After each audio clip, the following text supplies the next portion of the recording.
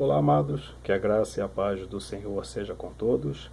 A Ele é o Senhor, somente a Ele toda a honra, toda a glória e todo o louvor, porque somente Ele, o Senhor, é digno de receber todo o louvor.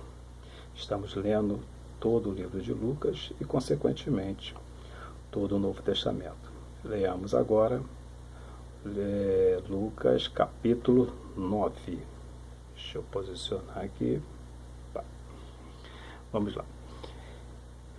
Reunindo os 12, Jesus deu-lhes poder e autoridade para expulsar todos os demônios e curar todas as doenças. E os enviou a pregar o reino de Deus e a curar os enfermos. E disse-lhes: não leve nada pelo caminho, nem bordão, nem saco de viagem, nem pão, nem dinheiro, nem túnica extra. Na casa em que vocês entrarem, fique ali até partirem. Se não os receberem, sacude a poeira dos seus pés quando saírem daquela cidade, como testemunho contra eles. Assim, eles saíram e foram pelos povoados, pregando o evangelho e fazendo curas por toda parte. Herodes, o tetrarca, ouviu falar de tudo o que estava acontecendo e ficou perplexo, porque algumas pessoas estavam dizendo que João tinha ressuscitado dos mortos. Outros que Elias tinha aparecido, e ainda outros que um dos profetas do passado tinha voltado à vida. Mas Herodes disse: João, eu decapitei. Quem, pois, é este de que ouço essas coisas? E procurava vê-lo. Ao voltarem, os apóstolos relataram a Jesus o que tinham feito. Então ele os tomou consigo e retiraram-se para uma cidade chamada Betsaida. Mas as multidões ficaram sabendo e o seguiram. Ele as acolheu e falava-lhes acerca do reino de Deus e curava os que precisavam de cura. Ao fim da tarde, os 12 aproximaram-se dele e disseram: manda embora a multidão para que eles possam ir aos campos vizinhos e aos povoados e encontrarem comida e pousada, porque aqui estamos em lugar deserto. Ele, porém, respondeu: dei-lhes vocês algo para comer. Eles disseram: temos apenas 5 pães e 2 peixes, a menos que compremos alimento para toda essa multidão. Estava ali cerca de 5.000 homens. Mas ele disse aos seus discípulos: façam-nos sentar-se em grupo de 50. Os discípulos assim fizeram, e todos se assentaram. Tomando os 5 pães e os 2 peixes, e olhando para o céu, deu graça e os partiu. Em seguida, entregou aos seus discípulos para que os servissem ao povo. Todos comeram e ficaram satisfeitos, e os discípulos recolheram 12 cestos cheios de pedaços que sobraram. Certa vez Jesus estava orando em particular, e com ele estavam os seus discípulos. Então lhes perguntou: quem as multidões dizem que eu sou? Eles responderam: alguns dizem que é João Batista, outro Elias, e ainda outros que és um profeta do passado que ressuscitou. E vocês, o que dizem? Perguntou Jesus. Quem vocês dizem que eu sou? Pedro respondeu: o Cristo, o Filho do Deus vivo. João os advertiu severamente que não contasse isso a ninguém, e disse: é necessário que o Filho do Homem sofra muitas coisas e seja rejeitado pelos líderes religiosos, pelos chefes dos sacerdotes e pelos mestres da lei, seja morto e ressuscite no 3º dia. Jesus dizia a todos: se alguém quiser acompanhar-me, nega-se a si mesmo, tome diariamente a sua cruz e siga-me. Pois quem quiser salvar a sua vida, a perderá.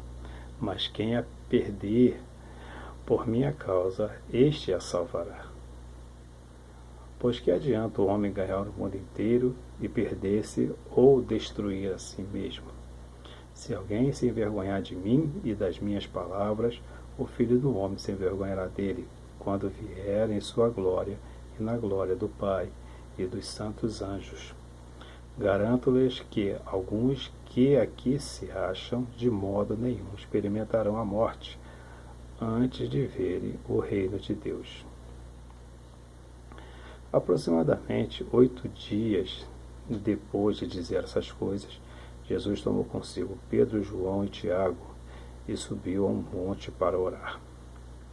Enquanto orava, a aparência do seu rosto se transformou e suas roupas ficaram alvas e resplandecentes como o brilho de um relâmpago. Surgiram 2 homens que começaram a conversar com Jesus. Eram Moisés e Elias. Apareceram em glorioso esplendor e falavam sobre a partida de Jesus que estava para se cumprir em Jerusalém. Pedro e os seus companheiros estavam dormindo, estavam dominados pelo sono. Acordando subitamente, viram a glória de Jesus e dos 2 homens que estavam com ele. Quando estes estavam se retirando, Pedro disse a Jesus: Mestre, é bom estarmos aqui. Façamos 3 tendas, uma para ti, uma para Moisés e uma para Elias. Ele não sabia o que estava dizendo. Enquanto ele estava falando, uma nuvem apareceu e os envolveu, e eles ficaram com medo ao entrarem na nuvem. Dela saiu uma voz que dizia: Este é o meu filho, o escolhido, ouçam a ele. Tendo-se ouvido a voz, Jesus ficou só. Os discípulos guardaram isto somente para si. Naqueles dias não contaram a ninguém nada o que tinham visto. No dia seguinte, quando desceram ao monte, uma grande multidão veio ao encontro dele.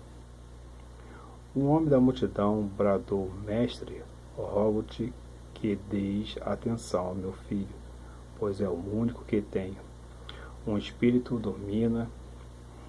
De repente ele grita, lança-o em convulsão e o faz espumar. Quase nunca o abandona e o está destruindo. Roguei a teus discípulos que o expulsassem, mas eles não conseguiram. Jesus respondeu, ó geração incrédula e perversa, até quando estarei com vocês e terei que suportá-los? Traga-me aqui o seu filho. Quando o menino vinha vindo, o demônio lançou por terra em convulsão, mas Jesus repreendeu o espírito imundo, curou o menino e entregou de volta ao seu pai. E todos ficaram atônitos ante a grandeza de Deus. Estando todos maravilhados com tudo o que Jesus fazia, ele disse a seus discípulos: Ouça atentamente o que vou lhe dizer. O Filho do Homem será traído e entregue na mão dos homens. Mas eles não entendiam o que isso significava. Era-lhe encoberto para que não o entendesse, e tinham receio de perguntar-lhe a respeito dessa palavra. Começou uma discussão entre os discípulos acerca de qual deles seria o maior.